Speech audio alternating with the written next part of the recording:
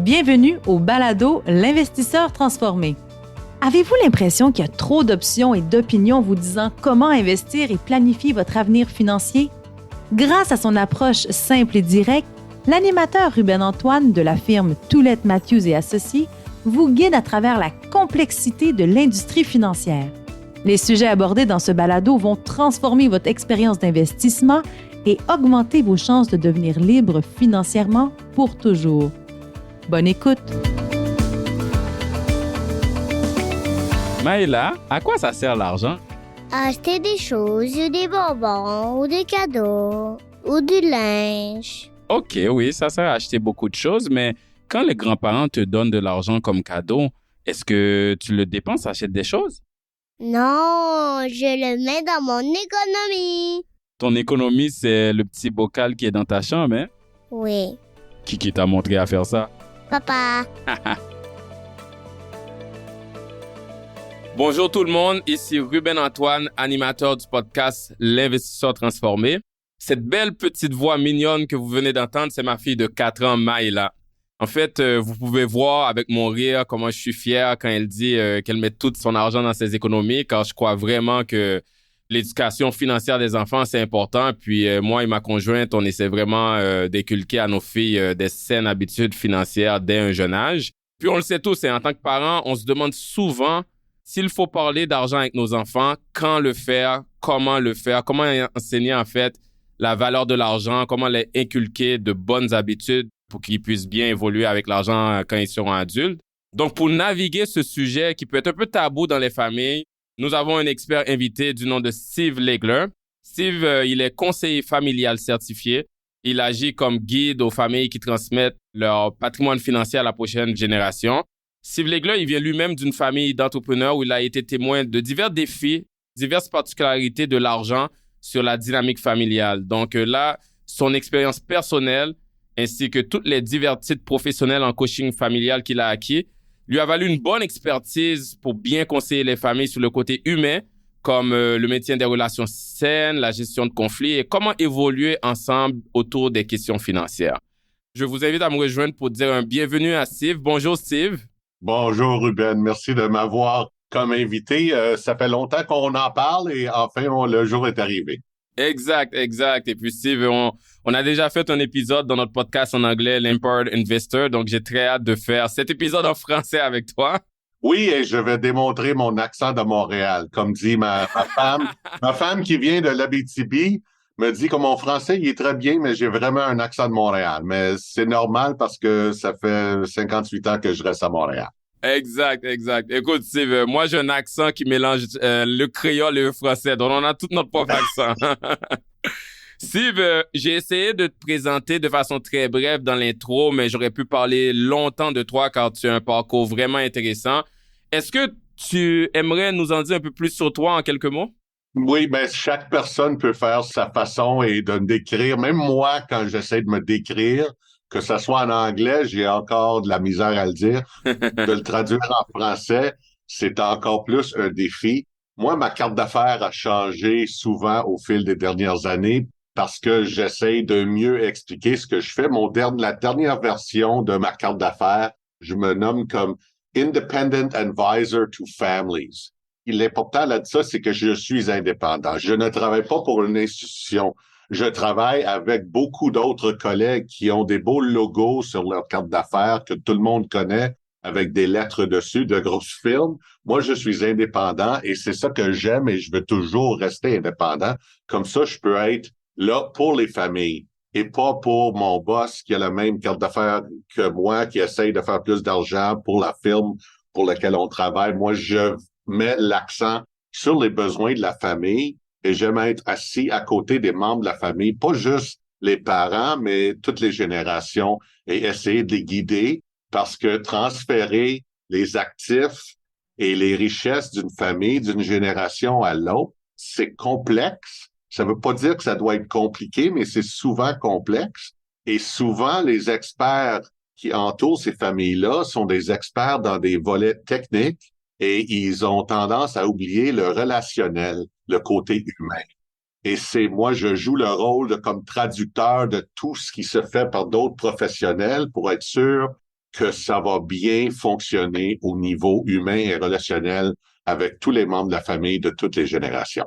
Tu as mentionné le relationnel, Steve. On le sait, par exemple, là, Noël s'approche. Les familles vont se réunir autour d'une bonne bouffe pour de moments agréables, des rires, de belles discussions sur plusieurs sujets, mais souvent pas sur l'argent, parce que l'argent, c'est très tabou, et on le sait, surtout au Québec, c'est un sujet tabou.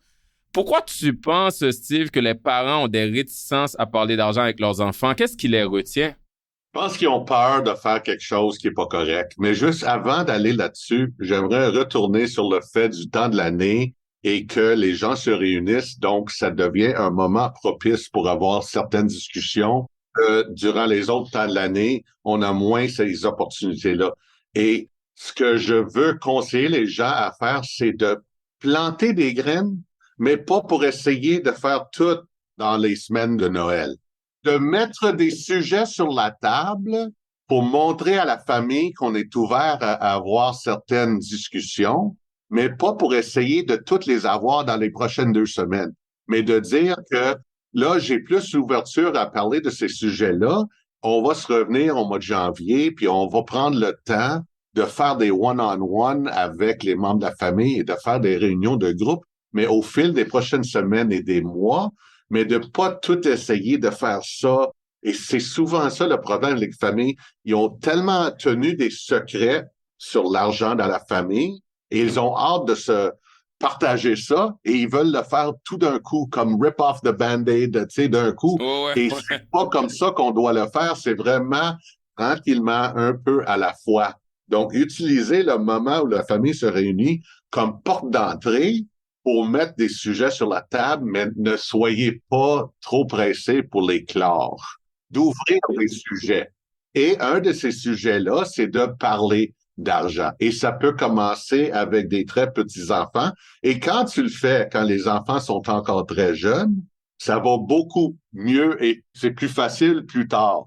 C'est les parents qui ont gardé tous les secrets jusqu'à temps que leurs enfants sont dans la vingtaine, puis là, ils se sentent mal, qu'ils n'ont pas dévoilé, ils gardent des secrets. Donc, là, ils veulent vraiment se décharger de ce fardeau-là d'avoir gardé le secret, puis ils veulent le faire trop vite. C'est vraiment en prenant ça vraiment à l'avance, quand les enfants sont petits, de parler d'argent à chaque fois que l'argent sort. OK? On s'en va au McDo, puis là, c'est le temps de payer. Puis là, le Happy Meal, c'est 6 piastres, mais ce qui est dedans, si tu les achetais séparément, est-ce que c'est plus? On peut avoir ces discussions pendant qu'on mange. On peut être dans l'auto, puis on peut passer devant un billboard, une annonce qui parle de quelque chose pour un certain prix. Pendant que tu es dans l'auto, tu n'as rien à faire. Là, il faut distraire les enfants de leur iPad, là, mais on peut en parler de toutes sortes de sujets. C'est un très bon point. Donc, je pense que ce que tu dis, c'est pas nécessairement juste autour de la table, mais d'utiliser des événements de vie pour amener le sujet sur la table. Parce que des fois, en tant que parent, on a l'impression que il faut qu'on dise à nos enfants, OK, là, ce soir-là, on va s'asseoir, puis on va parler d'argent. Mais c'est pas obligé d'être aussi dans la réalité de la vie de tous les jours. On peut juste vaguer à nos occupations, mais utiliser des opportunités que la vie nous présente pour amener le sujet de l'argent. Puis l'enfant se rend pas compte ou ne voit pas ça comme si on doit l'asseoir puis on commence à le sermonner sur l'argent. Je trouve que c'est un très bon point. C'est ça, c'est de prendre les opportunités qui sont là. On s'en va au restaurant, la facture arrive. C'est le temps de calculer le pourboire. Si les enfants sont déjà à l'école, qui savent un peu de mathématiques, là, de dire si c'est 15% puis c'est 150 pièces, comme peux-tu m'aider à pourquoi c'est 15% ou oh, ben on a eu du bon service, on va faire 20%. Comment les impliquer dans les décisions pour voir comment maman et papa gèrent leur argent et que c'est pas un sujet tabou qu'on fait ça à la cachette parce qu'on veut pas parler d'argent. C'est de vraiment de saisir toutes les opportunités qui sont là si on les cherche et d'entamer les discussions. Et souvent, ce qu'on va trouver, c'est que certains enfants sont très intéressés et vont poser des questions et d'autres le seront peut-être pas. Et c'est pas la fin du monde. Si tu as plus qu'un enfant, tu sais déjà qu'ils sont tous différents. Mais d'aller où il y a de l'ouverture d'en parler puis de saisir les occasions. Exactement. Donc, on a déjà touché une partie du comment que je voulais te poser un peu plus tard. On va revenir là-dessus, mais Justement, pour revenir à ma question initiale, puis tout ce que tu dis, je suis complètement d'accord, mais on le sait, la majorité des parents le font pas. Donc, qu'est-ce que tu penses qui cause que les parents ont une hésitation, une réticence? Est-ce que c'est parce que, bon, premièrement, on sait au Québec, c'est quasiment tabou comme le sexe, la politique et la religion, mais est-ce qu'il y a certains parents, c'est parce que des fois, ils sentent qu'ils sont pas à l'aise eux-mêmes avec l'argent, il y a un manque de connaissances ou juste, comme tu dis, un manque de transparence? Ça peut être que eux autres sont pas à l'aise. Souvent, moi, les familles avec qui je travaille sont souvent assez fortunées et donc là, il y a un petit gêne. Ils veulent pas en parler parce que ils veulent pas que les enfants se sentent qu'on est des riches. C'est pas poli de parler d'argent quand on a plus d'argent que les autres. Mais ça peut être toutes sortes de raisons dans n'importe quelle famille. Ça peut être que maman et papa sont vraiment pas confortables avec. Ça peut être un manque d'argent, qu'on n'a pas assez d'argent, puis on veut pas que les enfants se sentent mal à l'aise. Oh, donc ça peut être des deux côtés. Si on a beaucoup d'argent, on veut pas que les enfants se sentent riches par rapport aux autres. Si on a peu d'argent, des fois, on veut pas se sentir mal à l'aise. Donc, je comprends ce que tu veux dire. Dans les deux spectrums, ça peut être une des raisons. Mais l'autre affaire, c'est que souvent, les deux parents ne sont pas d'accord sur comment partager ou quand partager.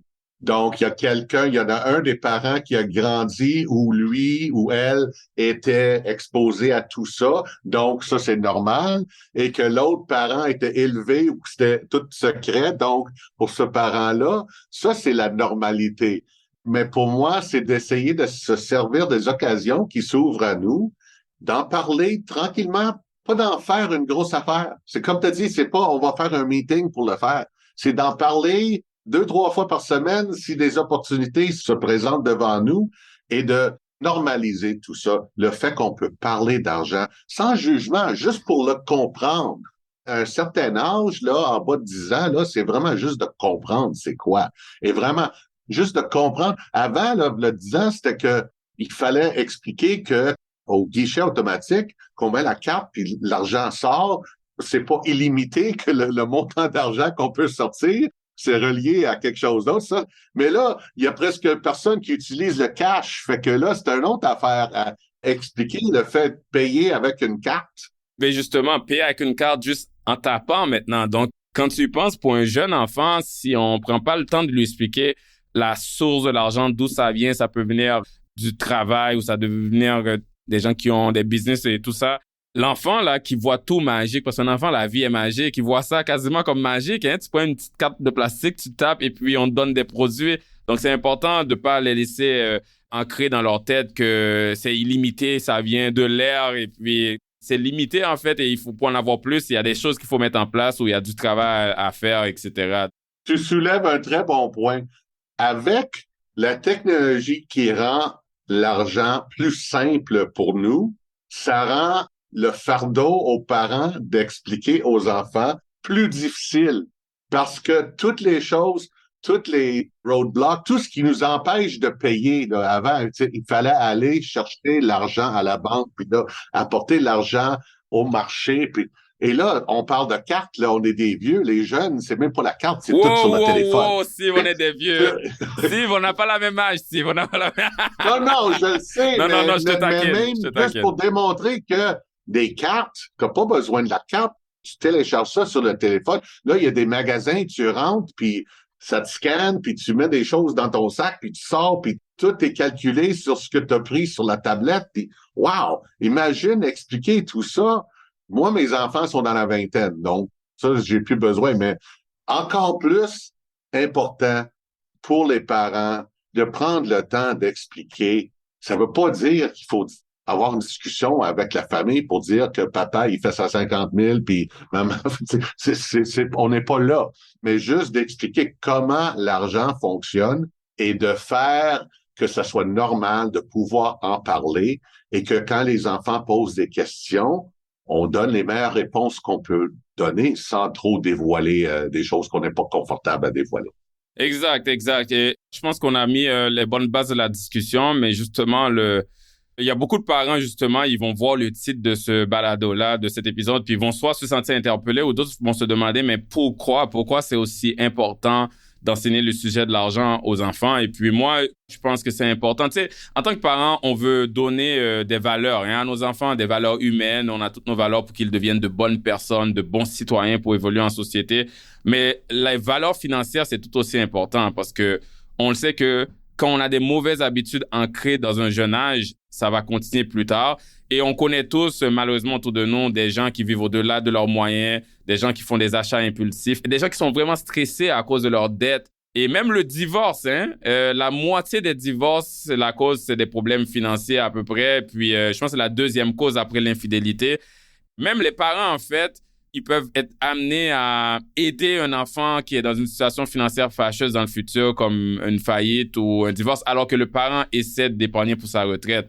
Donc, c'est vraiment important de comprendre que le but de ce balado-là, c'est pas pour dire qu'on veut nos enfants aiment l'argent ou deviennent des capitalistes. Des fois, il y a des termes que les gens pensent par rapport à l'argent de façon très négative, mais l'argent, à la fin, c'est un outil dans la société qu'on doit savoir comment manier, comment bien utiliser, car si on l'utilise mal, on peut être dans le pétrin. Donc, je pense que les gens, je voulais mettre sur la base le pourquoi de ce podcast-là. J'aimerais avoir ton avis, Steve. Plusieurs familles, on l'a entendu de nos parents, certaines phrases classiques négatives par rapport à l'argent, là, juste pour faire le lien à ce que je disais plus tôt. Tu sais, des affaires comme l'argent ne pousse pas dans les arbres, on peut pas se permettre telle chose, on n'a pas d'argent pour ça. Moi, personnellement, Steve, je suis pas un grand fan de ces croyances limitantes-là parce que souvent, ça vient de nos parents, on le répète, mais c'est ce qu'on appelle mentalité de rareté qu'on commence à mettre dans la tête de l'enfant à la place de lui inculquer une mentalité d'abondance. Mais j'aimerais avoir ton opinion. Est-ce que tu penses que la façon qu'on parle de l'argent influence nos enfants par rapport à leur relation avec l'argent plus tard? Oui, absolument. Et même au point de dire que même pour les adultes, si on y pense, d'où viennent nos opinions et nos slogans qu'on sort, c'est les choses qu'on a entendues de nos parents. C'est pour ça que c'est important de réfléchir un peu plus aux messages qu'on donne à nos enfants, d'être un peu plus ouvert sur les messages qu'on les passe. On n'a pas l'argent pour ça. Malheureusement, moi, c'était un de mes favoris. Quand mes enfants me demandaient quelque chose, c'est que non, j'ai pas d'argent pour ça. Et je retourne sur le fait que souvent, les familles avec qui je travaille sont assez fortunées. Et là, le problème, c'est comment dire non à nos enfants quand ça serait très facile de dire oui parce que on n'a pas d'obstacle. On aurait l'argent pour tout ce qu'ils nous demandent, on pourrait le payer, mais là, il faut décider que certaines choses, c'est non. J'aime autant que les parents ont ces limites-là et disent non, mais là, à un moment donné, il faut expliquer. Quand les enfants ont un certain âge qu'ils puissent comprendre un peu plus, c'est le temps d'expliquer pourquoi c'est important. Et c'est là les valeurs que tu as mentionnées. C'est là d'inclure pour quelles valeurs, pour quelles raisons valables, basées sur les valeurs, que tu es obligé comme parent de dire non pour certaines demandes. Je comprends. On parlait de Noël plus tôt. On est dans, comme tu le sais, Steve, dans une société d'hyperconsommation où nos enfants, tout le monde en fait, même les adultes, sont conditionnés par la publicité ou par les médias sociaux maintenant à toujours vouloir plus, le nouveau gadget, le dernier iPhone, etc. Les parents, les grands-parents, les tantes et oncles sont un peu aussi la cause dans le sens qu'ils contribuent aussi à ça parce qu'on sait qu'à Noël, on a tendance à inonder nos enfants de cadeaux. Je me souviens, Noël passé, je discutais avec ma conjointe, puis elle disait, faut qu'on achète le cadeau du Père Noël et le cadeau des parents. Moi, j'étais comme, un cadeau, c'est assez, là. Le Père Noël, c'est assez. Mais il y a eu un petit moment où on s'est regardé parce qu'on se disait, est-ce que vraiment elle a besoin de deux cadeaux? Un du Père Noël, un des parents. Et quand on sait que plusieurs de ces jouets-là, l'enfant va seulement l'utiliser pendant 1 mois ou 2 et après, ça va traîner. Comment faire attention, justement, avec, parce qu'on veut bien faire, mais en même temps, on aura une tendance à inculquer à nos enfants de toujours vouloir accumuler, des biens matériels aux dépens des fois, une bonne gestion financière quand ils seront adultes. Donc, comment faire attention avec ça, qu'on fait le côté cadeau, mais les valeurs qu'on veut donner à nos enfants? Mais là, la manière que tu as posé la question avec l'exemple de toi et la mère de tes enfants qui sont pas d'accord, déjà, de prendre le temps pour que les parents soient d'accord. Et même, là, tu as mentionné les grands-parents. Souvent, si tu sais que tu n'es pas capable d'empêcher tes parents à gâter tes enfants parce que c'est leurs petits-enfants. Non, c'est sûr. tout parent va se connaître, c'est difficile ça. Les grands-parents, Oui. ils veulent juste faire plaisir.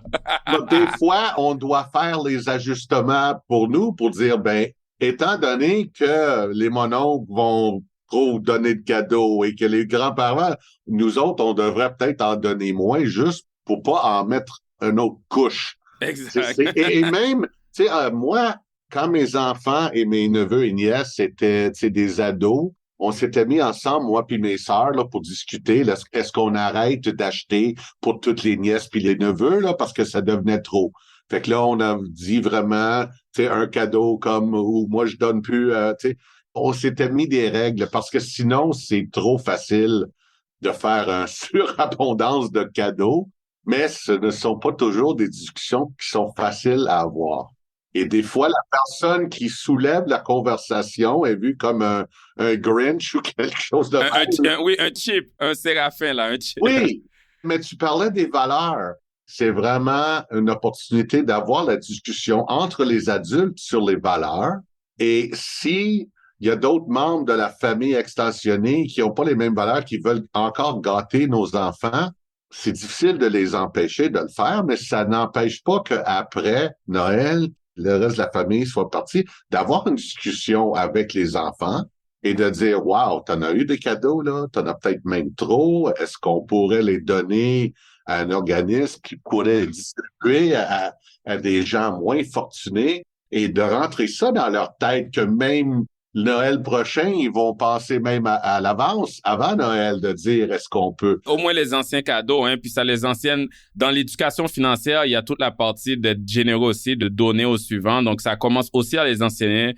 Le jouet que tu veux plus jouer, nous, on fait ça avec notre fille où on s'assoit, on met tous les jouets par terre, puis on lui demande quel jouet que tu veux plus jouer. Elle choisit, puis on va le porter ensemble au le centre où on peut donner du linge et des... Puis ça enseigne aussi de donner, c'est très important. De donner et l'économie circulaire et de redonner et de réutiliser des choses. Il y a beaucoup de bons messages qu'on peut envoyer. Et tu parlais de valeurs. Et je pensais à ça hier soir en me préparant. Je savais qu'il y aurait quelque chose sur les valeurs. Et il y a une expression en anglais, c'est values are caught, ils sont attrapés, and not taught. Ils ne sont pas éduqués, ils sont attrapés. Pour dire que les enfants vont attraper comme un rhume. Ils vont attraper parce qu'ils l'ont vécu, qu'ils l'ont vu dans leur entourage. Ils vont voir ce que leurs parents font et ils vont l'attraper. Donc, si on essaie de dire à nos enfants, faites ci, faites ça, mais ils nous voient faire le contraire, quel message que tu penses qu'ils vont retenir? Je suis complètement d'accord avec toi, Steve. Dans les dernières années, je me suis intéressé beaucoup à mes lectures, à être beaucoup dans la psychologie et le bonheur, et puis aussi pour, généralement, mais pour les enfants, et ce que tu viens de dire, ça revient tout le temps. En tant que parents, on veut éduquer nos enfants et on a le réflexe à les éduquer. On fait tout ça en leur parlant, en leur disant « fais ci, ne fais pas ça, fais ci ». Mais le plus gros de l'éducation va être, comme tu viens de dire, les enfants vont apprendre en imitant, pas en écoutant. Donc, si on dit à un enfant... n'utilise pas ton iPhone sur la table, mais nous, on a notre iPhone. L'enfant il va pas le faire. Il va peut-être écouter parce qu'on lui a crié après, mais dans sa tête, il va quand même plus tard l'utiliser. Mais si on le fait pas non plus, il nous imite éventuellement. Donc, c'est un très bon point. Puis, pour revenir à l'argent, c'est la même chose. La façon qu'on gère notre argent et qu'on parle de l'argent, ça devient une valeur dans la famille, va faire qu'ils vont juste, ça va être ancré, ça va être inculqué naturellement en eux par l'imitation et par l'observation. Donc, je suis complètement d'accord avec toi. Mon exemple préféré là-dessus, c'est on se promène l'été en bicycle et on voit un parent qui a pas de casque et les enfants ont des casques. Est-ce que tu penses que vraiment ils vont continuer à porter leur casque quand les parents sont pas là pour leur forcer? Exact.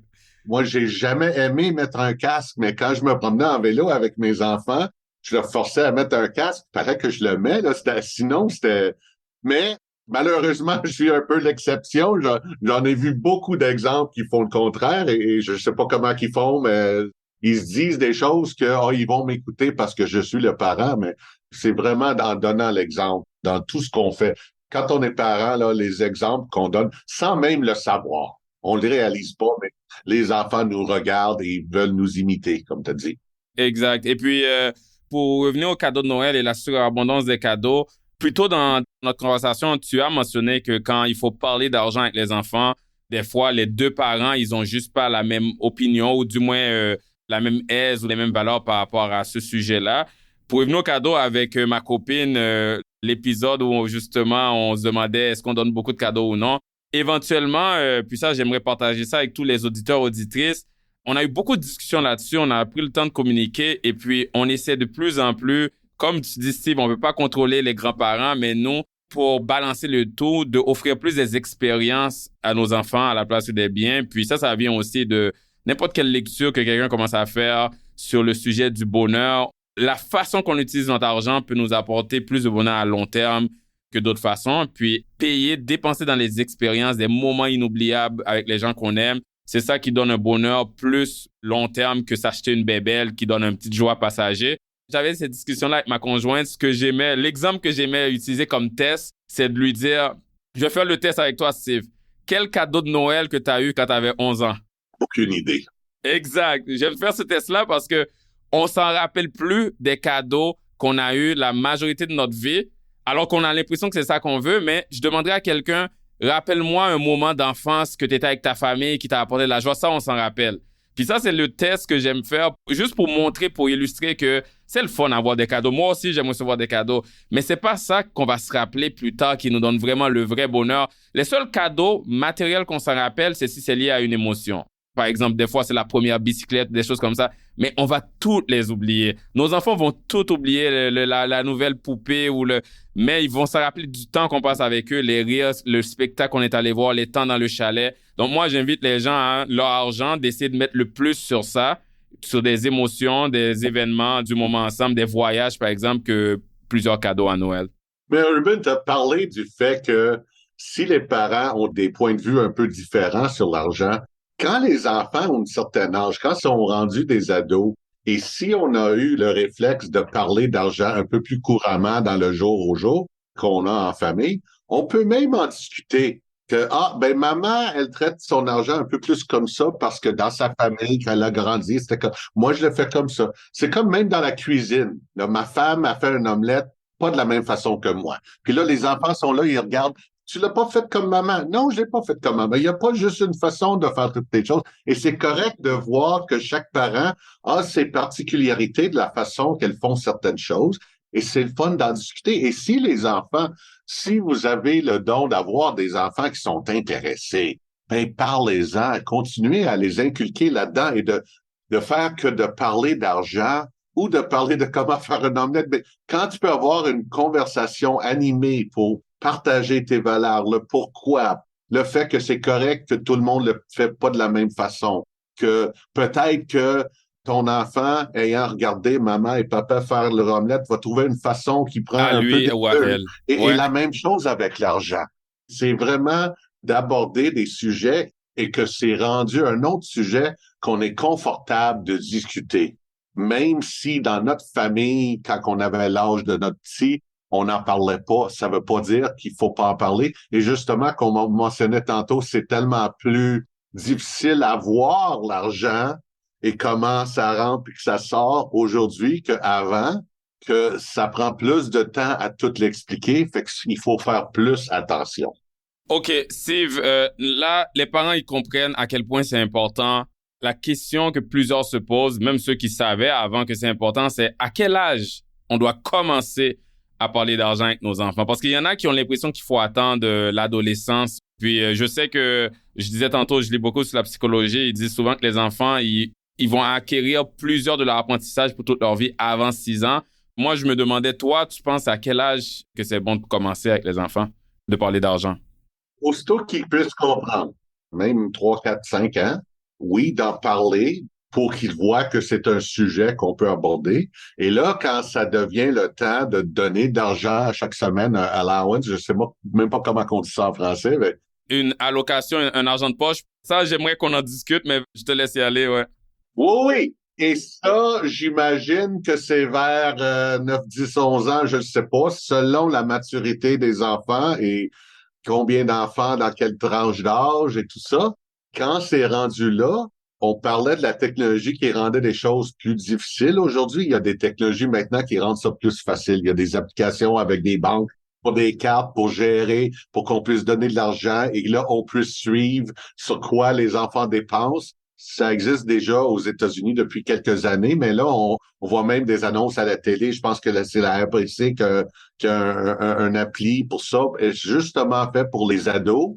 Et je pense que c'est fantastique parce que ça donne pas juste une opportunité, mais une plateforme où l'argent est là et les parents peuvent voir qu'ils ont transféré l'argent et ils peuvent voir où l'enfant l'a dépensé aussi.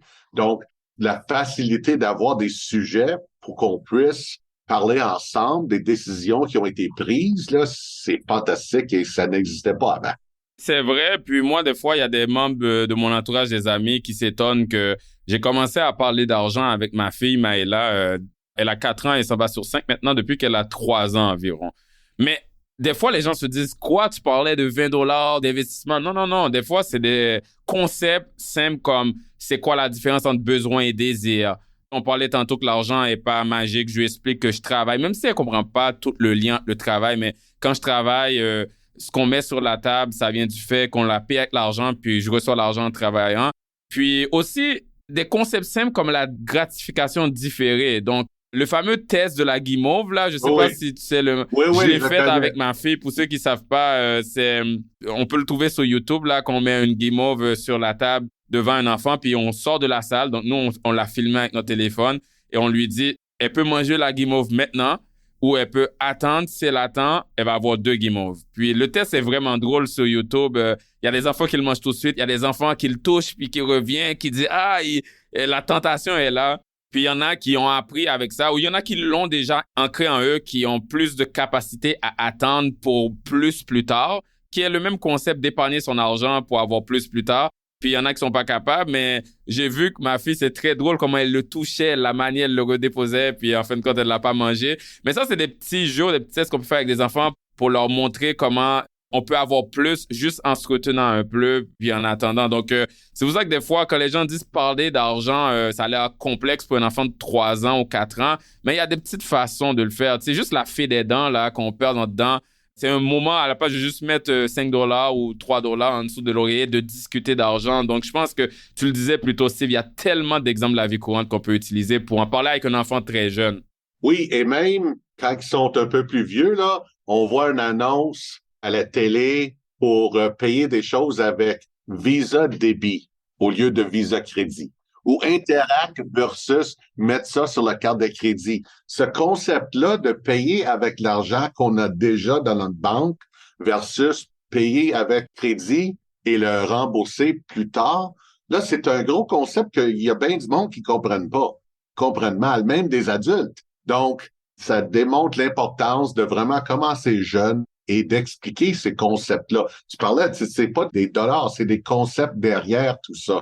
Comment ça marche? Pourquoi ça marche? Et c'est vrai que pas tous les enfants seront intéressés, mais si tu en as un ou deux qui sont intéressés, continuez d'en parler parce que ça va être très, très important. Non, c'est ça. Je pense, moi, je suis un peu chanceux qu'elle l'ait intéressée, comme dès qu'elle a commencé à recevoir de l'argent des grands-parents, de la famille, j'ai tout de suite fait le concept du bocal, là. Les gens peuvent utiliser des cochons, des tirelires, mais moi, j'avais lu que c'est quand même bien d'avoir un bocal transparent où elle peut voir son argent, mais aussi, tu sais, n'importe quel bocal dans la cuisine qu'on n'utilise plus. J'ai mis un papier dessus, elle a dessiné dessus, puis elle en parle en intro, ma fille, c'est ses économies. Là, en décembre, on va créer 2 autres bocaux, un qui va s'appeler donner et un autre qui va s'appeler dépenses. Parce que là, elle a économisé, là. Je pense qu'elle a comme $200 dedans, là, avec les cadeaux. Mais il faut qu'elle jouisse un peu de ce qu'elle a économisé. Tu sais, elle a économisé, elle dépense un peu. Elle va acheter qu'est-ce qu'elle veut, des bonbons, des jouets, quoi que ce soit. Mais elle va en garder dans les économies et je vais lui inviter à dire combien que tu veux mettre dans le bocal donné. Je vais lui expliquer de choisir un œuvre de charité, la SPCA, les animaux, quoi que ce soit. Puis on va aller ensemble donner. Donc, tu sais, des exemples comme ça. Mais elle est intéressée. Mon autre fille de 10 mois, qui est encore un bébé, je sais pas si ça va être plus difficile. On ne sait pas encore. On ne sait pas encore, mais j'aime les exemples que tu donnes. Tu sais, on va à l'épicerie, là, on achète un chocolat pour notre enfant. S'il y a un 2 pour 1, on peut expliquer, hey, là, tu as eu 2 pour le même montant. Et juste des concepts pour montrer la valeur de l'argent, la valeur de faire une bonne affaire, d'avoir 2 pour 1. Tu sais, des affaires comme ça. Puis les enfants qui sont moins intéressés, il y a des jeux maintenant, il y a des façons de passer du temps en famille, juste en jouant un jeu, mais tu sais, on parle du Monopoly, mais il y en a plein d'autres pour juste parler d'argent. Donc, je pense que les opportunités peuvent être illimitées pour les parents qui y pensent un peu plus, de trouver des façons de parler d'argent, même pour les enfants moins intéressés. Et de commencer un peu et de voir, et si jamais les enfants sont un peu intéressés, ça peut devenir quelque chose là, assez intéressant à voir comment ça se développe au fil des ans. Et même, là, tu parles du 2 pour 1. Un peu plus complexe, là, c'est t'en achètes un, t'as le deuxième à moitié prix. Mais qu'est-ce qu'ils essayent de faire là? Tu sais, c'est quoi la mentalité dans tout ça? Et de leur expliquer que chaque personne qui essaye de vendre quelque chose veut essayer d'en vendre un peu plus, puis de prendre plus de son argent, puis que c'est comme un jeu, mais il faut être averti parce que sinon, on peut se faire prendre. Exact. Je voulais absolument revenir sur le concept de l'allocation, là, que tu as mentionné tantôt, l'allocation que les parents donnent à leurs enfants, donc l'argent de poche. La raison pourquoi cette question-là, j'avais hâte de te le poser, Steve, c'est parce que il y a deux écoles de pensée.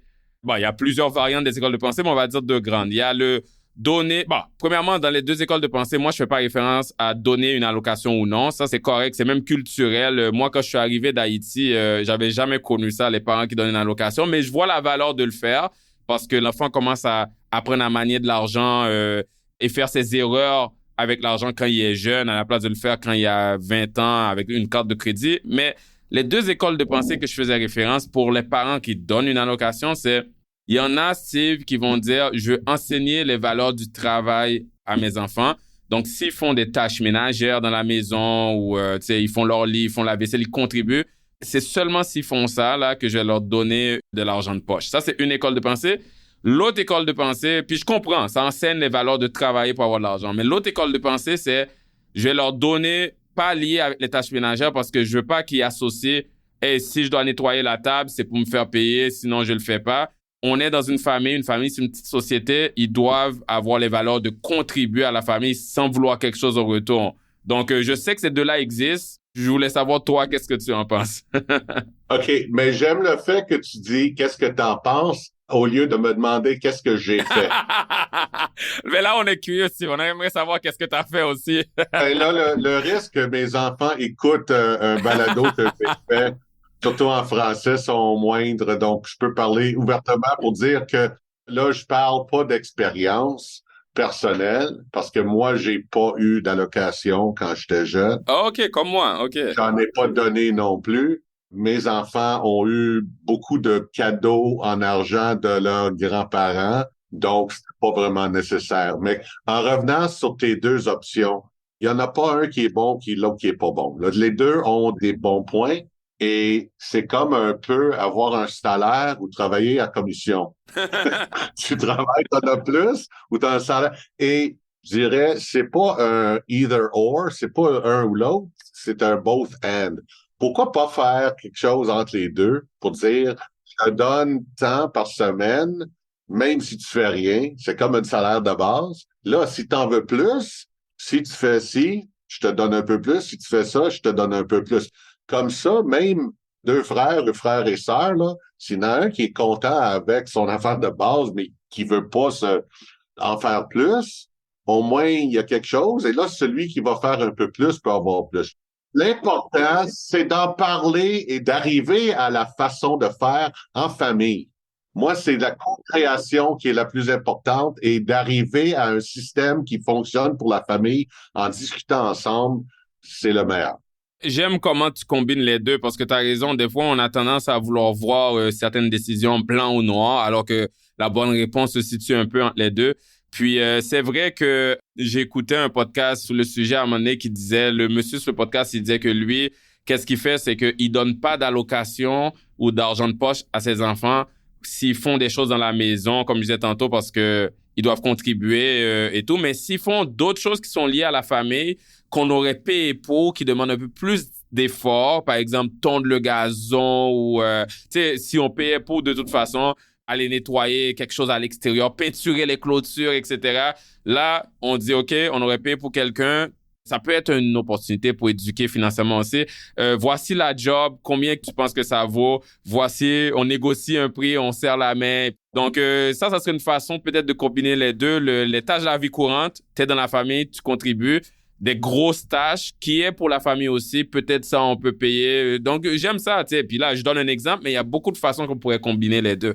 Mais les façons qui sont bien réfléchies et discutées en famille, si la famille arrive à une conclusion que c'est comme ça qu'on va le faire, et on essaye ça, peut-être un an plus tard, on réalise qu'il y a quelque chose à changer, qu'on devrait changer, mais d'être confortable à en discuter en famille. Mais je veux juste revenir sur une autre affaire qui combine beaucoup d'affaires qu'on a déjà discutées. C'est peut-être un grand-parent ou un oncle qui veut prendre un enfant puis aller au Dollarama pour dire, OK, je te donne 10 piastres, on va prendre 20 minutes, on va faire le tour, tu as le droit de prendre ce que tu veux. Et là, de dire, ben avec 10 piastres, tu peux juste en prendre pour 8,5 parce qu'avec les taxes, ça veut dire, tu sais, on a des chances pour pas beaucoup d'avoir une expérience avec un petit enfant, de commencer à le montrer.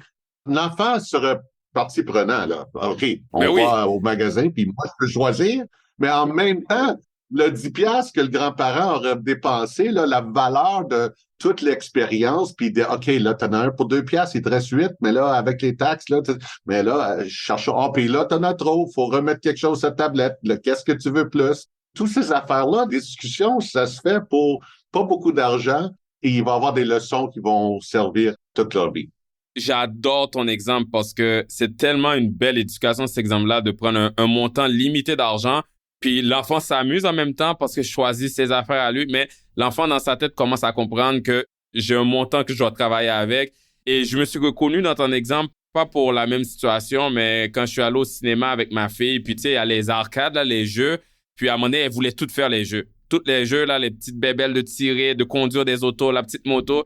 Et je lui ai dit, écoute, voici un 20 piastres, on achète les jetons, là, puis voici le nombre de jetons qu'on a. Puis après, t'as tous les jeux, tu peux faire tous les jeux que tu veux, t'as juste un nombre de jeux à faire. Puis les jetons, c'est comme un peu l'argent, hein? C'est le même concept. Puis même là, je la voyais réfléchir. OK, on a juste ça. Lui, c'est combien, papa? Alors, lui, c'est 2 jetons. Et puis là, elle faisait des calculs, puis elle a choisi les 3 jeux qu'elle voulait faire. Et puis elle était contente. Mais elle savait que c'était limité. Il fallait qu'elle choisisse les 3 jeux qu'elle veut le plus faire. Donc, j'aime ça. C'est une très belle façon d'éduquer les enfants. Il y a toujours des façons d'éduquer, mais il faut pas avoir peur d'en parler. Et je sais que t'as pas peur, mais il y a beaucoup de parents qui ont un peu plus peur, mais surtout quand ils sont jeunes, c'est dur de se tromper. Donner l'opportunité d'en parler et d'apprendre ensemble, c'est ça que je recherche, moi. Parlons un peu d'enfants un peu plus vieux, parce que oui, tout ce qu'on dit, ça s'applique à plusieurs âges, mais on a posé la question tantôt par rapport à quel âge commencer plus jeune, c'est mieux plus jeune. Mais maintenant, les enfants commencent à être un peu plus vieux, préadolescence, adolescence. C'est sûr qu'on parle de la valeur de l'argent plus jeune, mais éventuellement, il faut qu'on parle d'investissement. Il y a tout le concept des intérêts composés, de l'investissement. À quel âge qu'on commence à enseigner les enfants à investir? Ça varie vraiment avec l'enfant. Je peux te dire, je me rappelle ma sœur qui est devenue médecin. Mon père voulait lui expliquer certaines choses et là, il avait ouvert un compte pour elle, puis a acheté des actions pour elle, puis les actions ont baissé tout de suite après. Et elle a perdu tout son intérêt et déjà son intérêt était pas grand. Mais certains enfants, même à un bas âge, vont commencer à regarder la bourse. Il y a des gens qui font, on va ouvrir un compte et on va acheter des actions des compagnies que les enfants connaissent, Disney, McDo, les affaires de même, Microsoft. Ça varie vraiment avec l'intérêt de l'enfant. Parce que tu peux avoir un, là, que ça, il s'en fout complètement, puis d'autres qui sont à un bas âge. N'essayez pas de forcer un enfant qui est pas intéressé parce que ça marchera pas. Mais si, comme j'ai dit souvent, là, durant notre discussion, si jamais un enfant là, a un peu d'intérêt et tu peux lui commencer à jouer avec, pour que son intérêt grimpe un peu avec le temps et que tu es confortable à lui aider à apprendre, allez-y. Et ça veut pas dire que s'il y en a un qui veut le faire, que son frère et sa sœur vont vouloir aussi. Et c'est correct. Ouais, il faut être alerte pour voir quand est-ce qu'il y a un intérêt. On parlait d'argent de poche d'allocation tantôt. J'ai entendu un exemple d'un parent qui voulait pas faire les approches qu'on a mentionnées tantôt, mais son approche à ce parent-là, c'était pour avoir de l'argent de poche, ça va pas être lié avec des tâches ménagères ou des tâches dans la maison, mais je vais leur demander de lire un livre ou d'écouter un podcast. On va en parler après, puis il faut qu'on en parle pour que je puisse voir qu'elle l'a vraiment écouté ou que l'enfant fasse un résumé. Puis après, c'est comme travailler là un peu, puis je donne l'argent de poche. Puis l'enfant, des fois, n'aime pas ce livre-là, mais plus tard, va réaliser qu'il y avait des bonnes leçons. Donc, il y a tellement de façons de commencer à enseigner à investir sur l'entrepreneuriat ou quoi que ce soit. Et puis, les parents doivent juste trouver ce qui marche pour eux et ce qui marche pour l'enfant, comme tu as dit, pour pas non plus éteindre tellement que c'est plate pour cet enfant-là, éteindre son envie d'apprendre. Et là, tu me fais penser à une autre affaire, c'est quand ils sont plus vieux, d'acheter les choses pour eux ou de devenir partenaire avec eux. Oh, oui. Oh, oui. je veux une auto. OK, on va aller 50-50. Trouve une auto pour 5 000 $, je te mets 2 500, toi tu mets 2 500, tu sais. Je te l'achète pas, je te force pas à l'acheter, mais si tu penses que c'est important, je vais te rencontrer à mi-chemin, puis ça, j'ai entendu des bons résultats sur ce système-là. C'est facile à comprendre pourquoi. Tu dis, OK, je vais t'aider, je trouve que c'est important, mais si je te l'achète, ton sens d'appartenance, de ne pas avoir à le payer toi-même, comment tu vas en prendre soin? 2 enfants qui ont un auto, peut-être que mon 5 000, ça, je m'adapte un peu, c'est peut-être plus 10 000. Inflation, c'est inflation. Mais moi, si j'achète un auto pour 10 000 $ à mon enfant et toi, ton enfant, tu mets 5 000 puis lui, il met 5 000, quel enfant va en prendre soin de son auto le mieux? Non seulement prendre soin, parce que, comme tu as dit, un sentiment d'appartenance, mais quel bel apprentissage aussi d'économiser, de faire attention pour après se faire plaisir. Donc, toute la gratification différée de travailler pour avoir quelque chose plus tard. Non, mais le mien, là, parce que ça a été donné, il va le scraper vite, puis revenir, puis OK, non, c'est parce que si t'as pas payé assez cher, achète-moi un à 20 000. Puis là, ça va être correct. Puis l'autre, son 5 000 qu'il a remis, il va en prendre soin pendant 10 ans. Mais justement, Steve, on parle de mettre moitié-moitié pour une auto, un PlayStation ou quoi que ce soit. Certains produits, comme une auto qu'on vient de parler, c'est pas facile de faire ça en recevant juste des cadeaux des parents. Donc, plusieurs enfants, on parle d'enfants dans l'adolescence, par exemple, vont être amenés à travailler l'été, par exemple. Moi, je suis curieux à savoir, pour toi, personnellement, est-ce que tu penses que c'est bien de motiver les enfants à travailler dès qu'ils peuvent? La raison pourquoi je pense ça, parce qu'il y a une autre école de pensée aussi qui est comme moi, là, je veux que mes enfants focus sur leur école, leur éducation. Et je sais que tout enfant est différent, là. Il y a des enfants qui arrivent à très bien faire les deux. Mais je sais qu'il y a des parents, comme ma sœur, par exemple, elle, j'ai peur qu'après, l'enfant commence à faire de l'argent et devienne démotivé à l'école et veut juste faire de l'argent. Donc, toi, est-ce que tu penses qu'il faudrait, en général, motiver des enfants à travailler dès qu'ils peuvent pour commencer à gagner leur argent et manier l'argent? Tu parlais des différentes écoles de pensée et sur ce sujet-là, c'est sûr qu'il y en a beaucoup. Et aussi, ça va varier sur l'expérience de chacun des parents. Travailler l'été, oui, c'est sûr. De travailler, d'avoir un job à temps partiel durant la saison de l'école, c'est devenu moins à la mode, sauf pour ceux qui en ont vraiment besoin.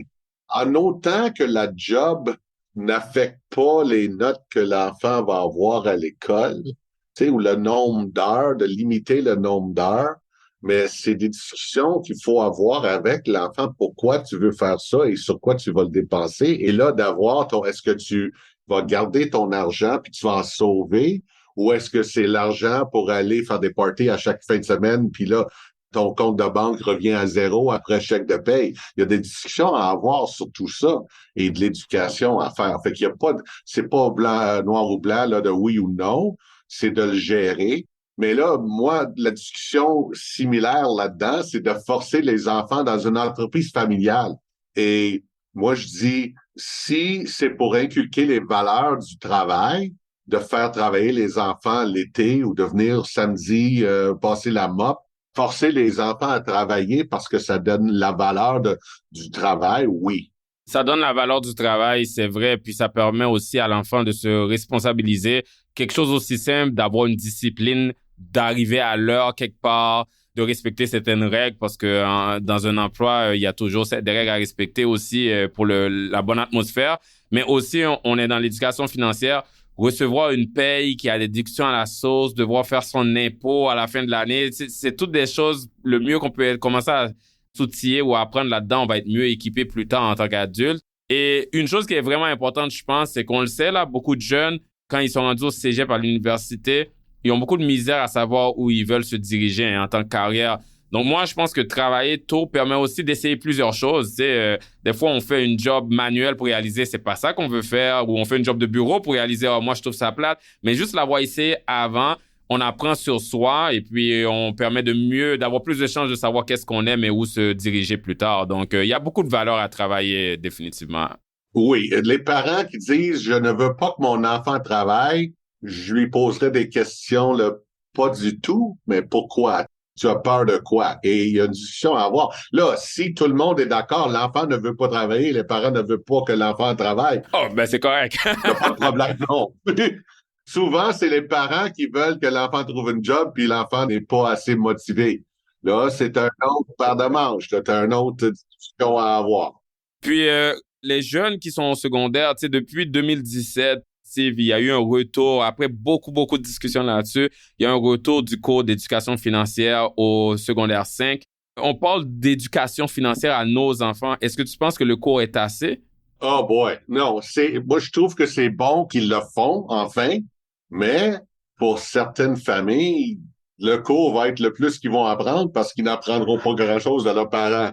Donc, tant mieux pour le fait que pour ces enfants-là, au moins, ils auront eu ce cours-là, mais de bonifier, tu sais, quand les enfants reviennent à la maison, qu'ils parlent de leurs devoirs, moi, je m'en fous quand leurs devoirs de chimie pis des affaires de même. Mais si mes enfants me posaient des questions sur ça, moi, je serais intéressé à voir qu'est-ce qu'ils apprennent et d'aller un peu plus, tu sais, à ajouter une coche puis de leur donner un peu plus si jamais ils sont intéressés. Non, c'est ça. Il faut, comme tu dis, si les parents le font pas de toute façon, tant mieux, mais c'est sûr qu'en général, je pense qu'on le dit depuis le début, là, il faut commencer jeune. C'est pas nécessairement assez. C'est un peu comme le cours d'éducation sexuelle au secondaire. C'est bien, mais les parents peuvent pas s'enlever la responsabilité d'avoir des discussions saines de leurs enfants de la sexualité quand c'est là, parce que c'est comme ça qu'on protège, qu'on éduque, qu'on guide nos enfants définitivement. Steve, tu as mentionné plus tôt que tu travailles avec des familles quand même fortunées. Moi, j'aimerais savoir, on parle d'ouvrir la discussion avec nos enfants. Je pense que c'est clair avec toute notre conversation jusqu'à maintenant. À quel point qu'on doit être transparent? Qu'est-ce qui arrive quand le jeune arrive et dit « Papa, tu fais combien comme salaire? » ou « Papa, maman, c'est quoi la valeur du portefeuille? » Ben, comme parents, on est habitué à avoir toutes sortes de questions qu'on ne veut pas répondre. Donc, c'est juste un autre paquet de sujets sur lesquels ça s'applique. Le meilleur exemple ou la meilleure façon de l'expliquer pour moi, c'est de dire, au lieu de garder tout le monde complètement dans le noir et là, de tout allumer, toutes les spotlights puis les floodlights en même temps, que le monde soit aveuglé, c'est vraiment le concept du dimmer switch, là, d'allumer tranquillement un peu de lumière, laisser le temps que les yeux s'ajustent et là, de le monter un peu plus, un peu plus. Ça peut se faire sur des semaines, des mois, même des années. Des familles ultra riches qui pensent que leurs enfants ne savent pas qu'ils sont riches, malgré qu'ils prennent des voyages dans un avion privé.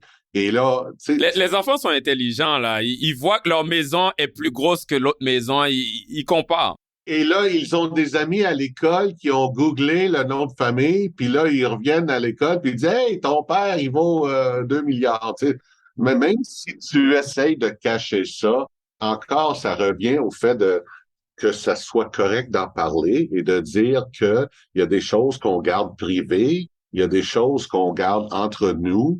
C'est correct de dire que il y a un certain âge que certaines divulgations sont correctes et en bas d'un certain âge, ben, quand tu auras 18 ans, on va t'en parler.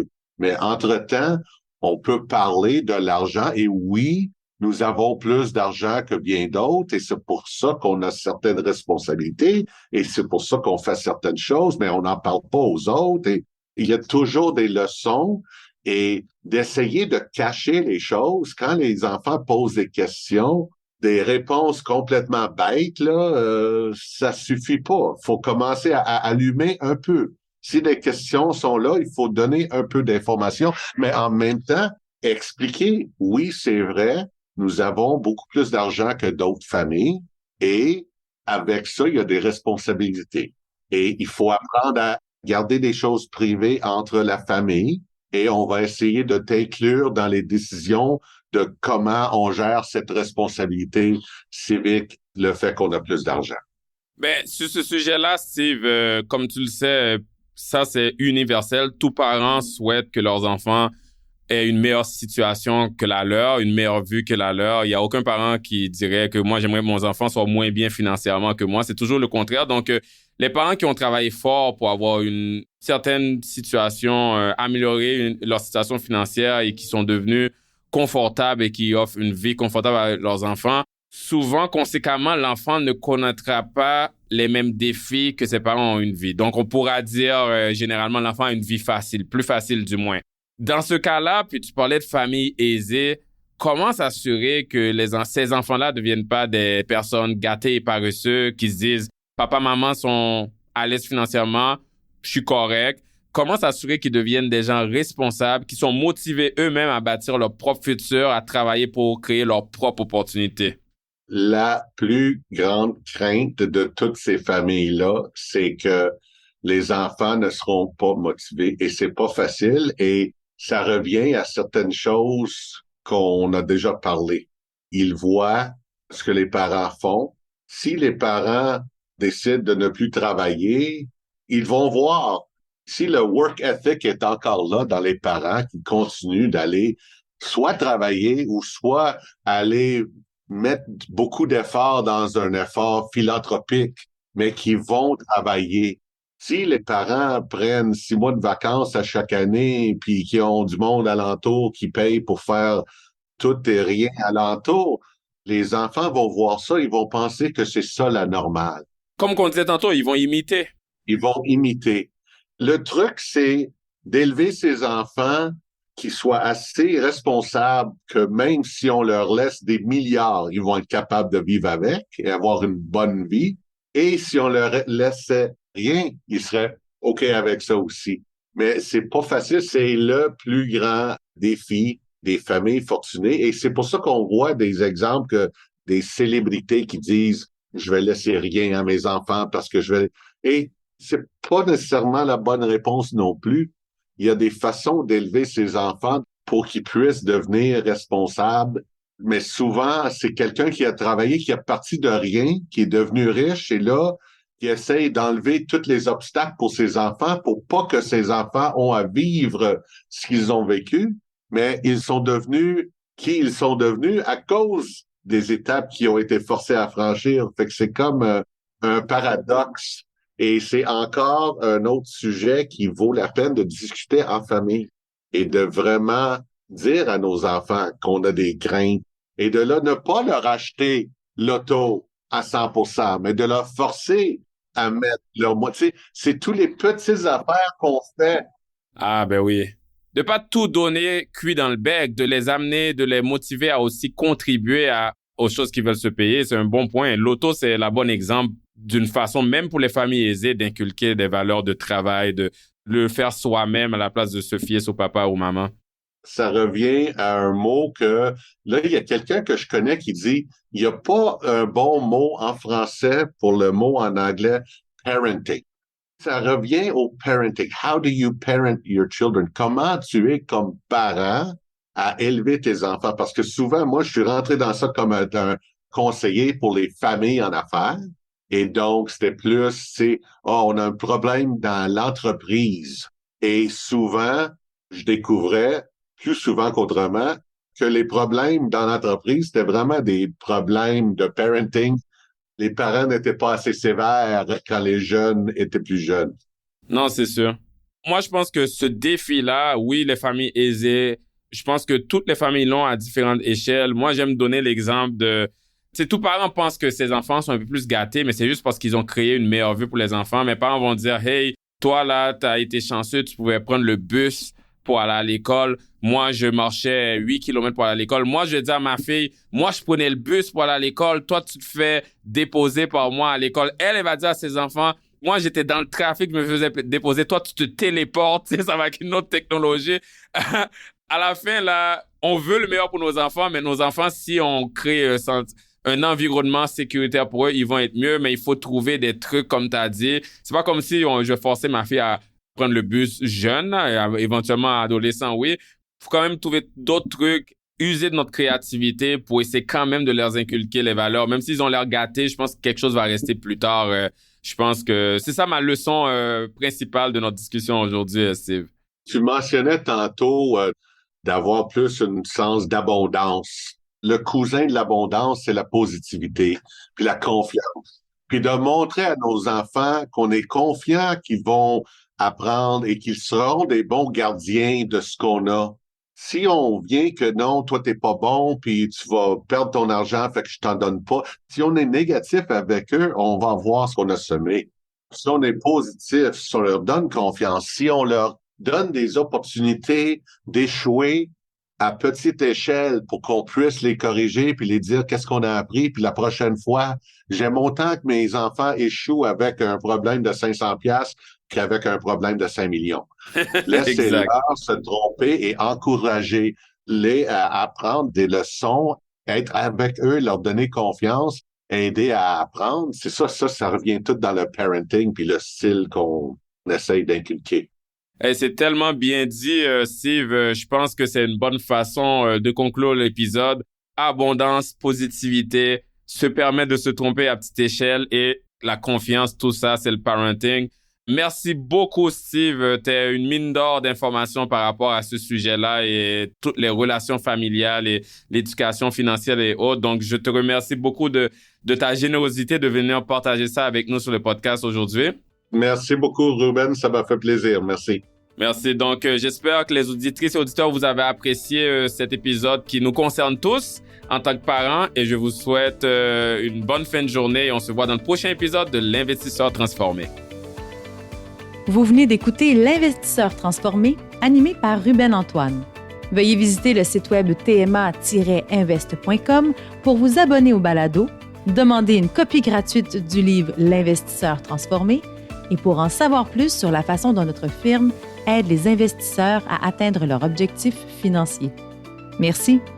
Les investissements et stratégies financières doivent être évalués en fonction de vos objectifs personnels. Les auditeurs doivent alors effectuer leurs propres recherches et consulter un conseiller dans le domaine avant de prendre des décisions sur leur placement et finances personnelles avec les informations fournies dans ce balado.